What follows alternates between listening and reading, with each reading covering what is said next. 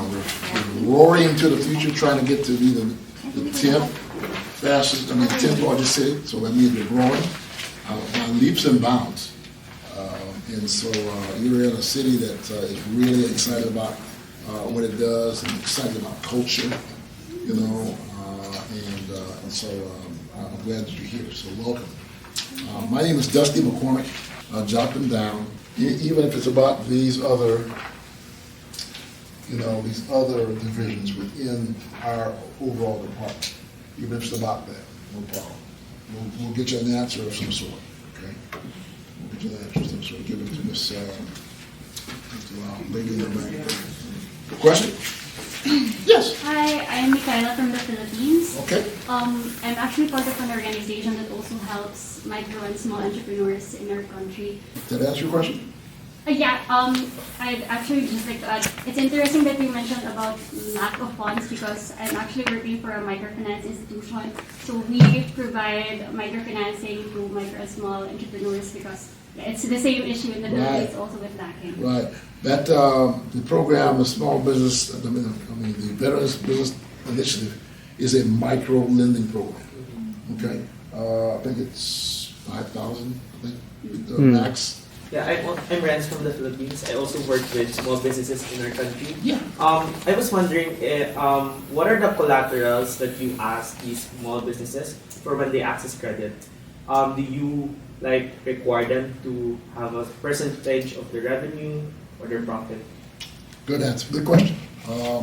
What we do is we always require that they have to put skin in the game. Skin in the game. Yeah. Right? Your own money.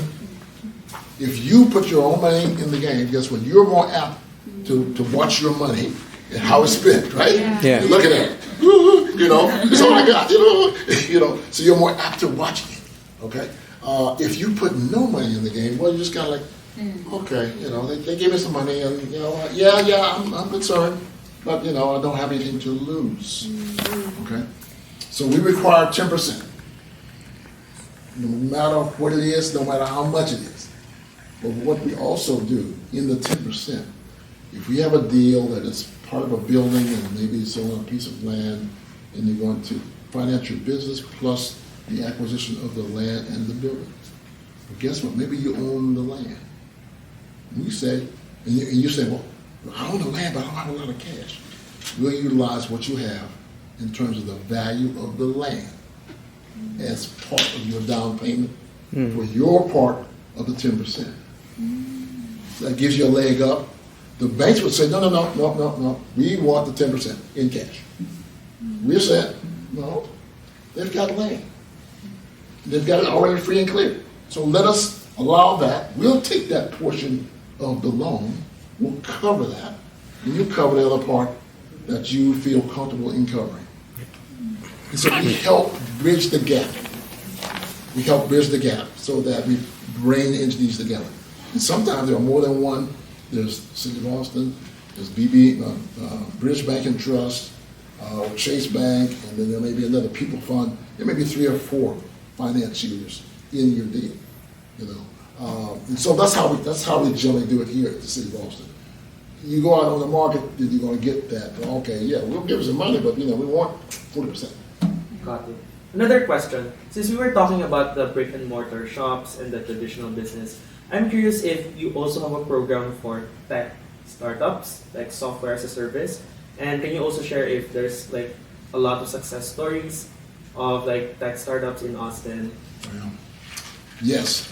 The answer to your last question, there are a lot of success in tech startups in Austin. Austin is a tech center.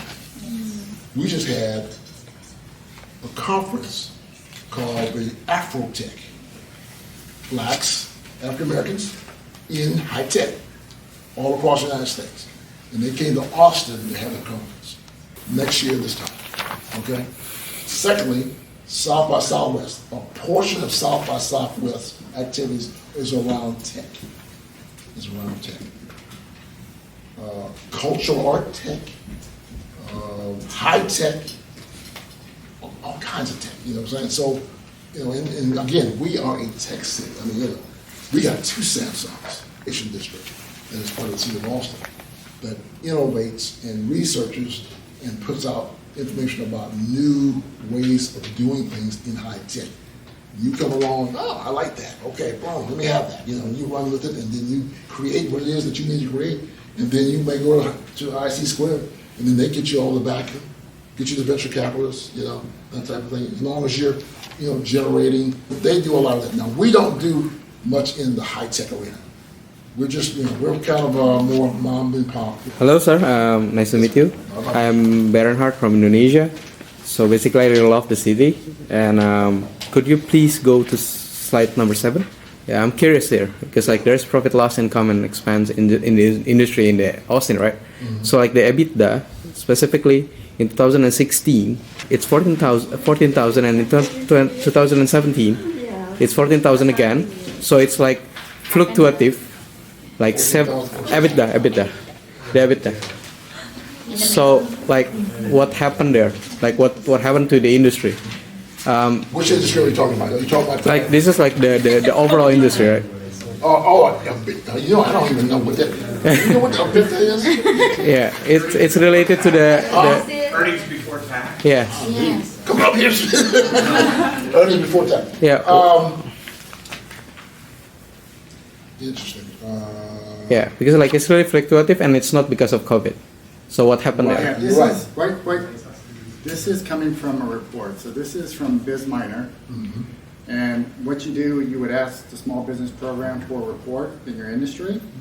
And when you get the report, you'll get a profit and loss statement. Got You'll it. get a balance sheet. You'll get some financial ratios. Yeah. And it's a 5-year projection. So the 5-year projection. Oh, it's a projection. Yes. This is not a report. This is part of the report, yes. This is not an actual data. Actual what? This is an actual data or not actual data? It's not, well, it's a snapshot of what was run Yeah. at some point in time. We use it as an example. I What they see. do is, if like restaurants, they don't take every restaurant in Austin. They'll take a handful of restaurants. You can get restaurants with that make a lot of money. You can get restaurants that make like under a small amount of money.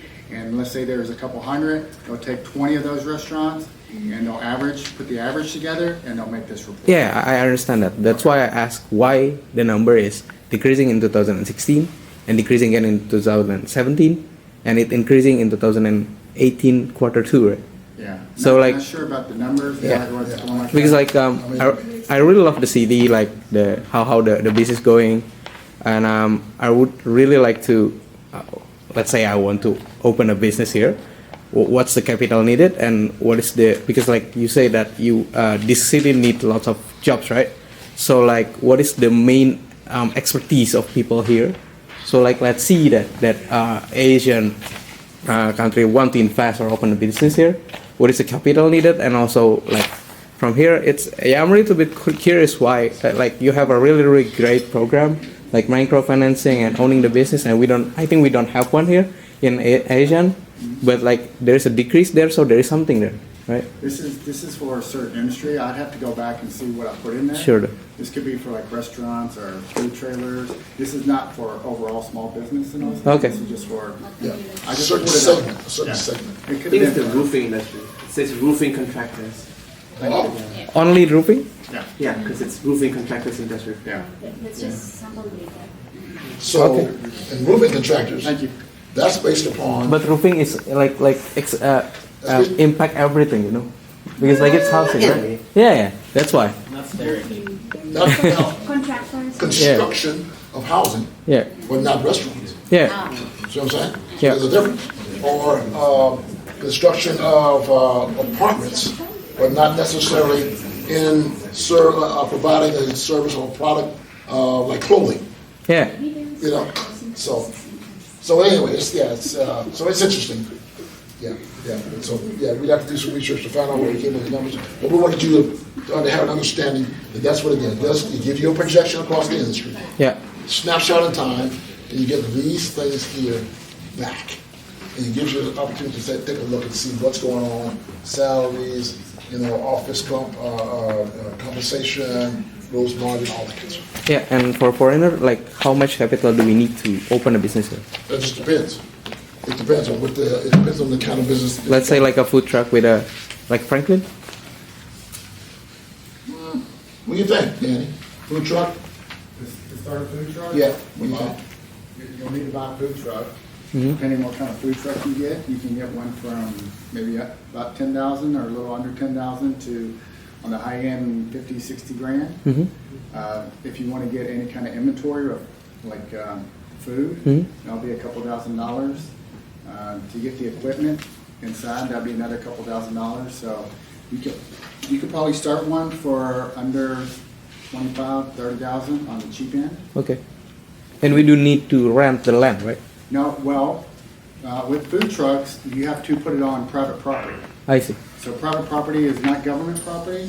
You can, like restaurants, churches, parking lots for businesses, you would go and make a deal with them. Say, hey, you serve adult beverages, and I serve food. Let me park here, and we can work out a contract with them. Oh, so it's like 30 until $50,000.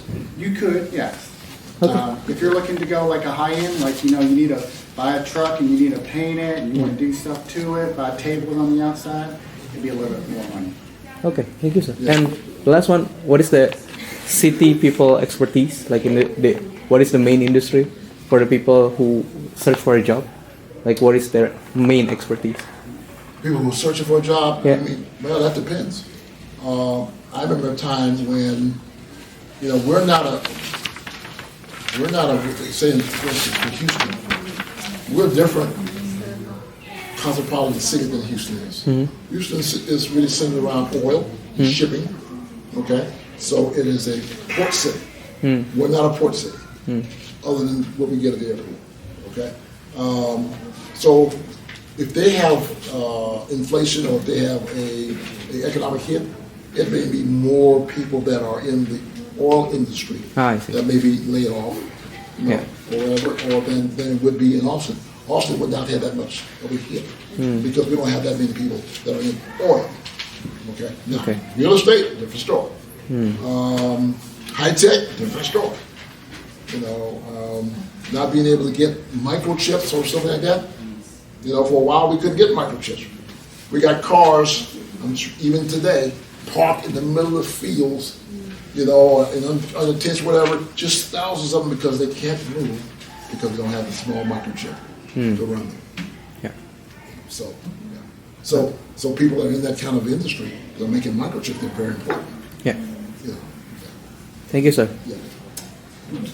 Yeah. Okay, hello sir, I'm Ani.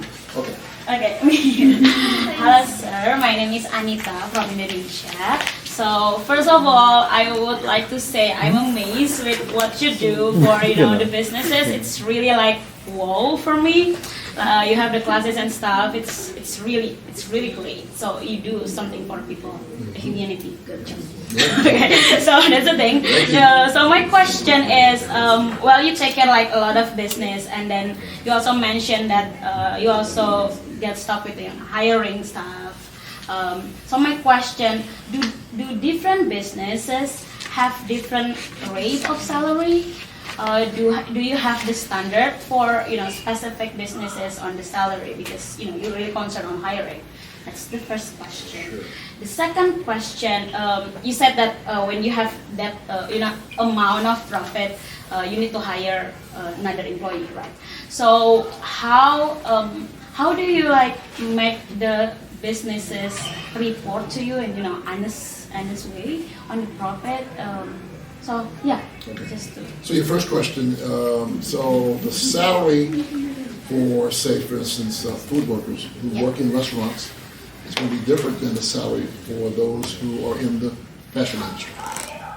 Subscribe ke bern.id. Dan jangan lupa untuk mengunduh Pranala App.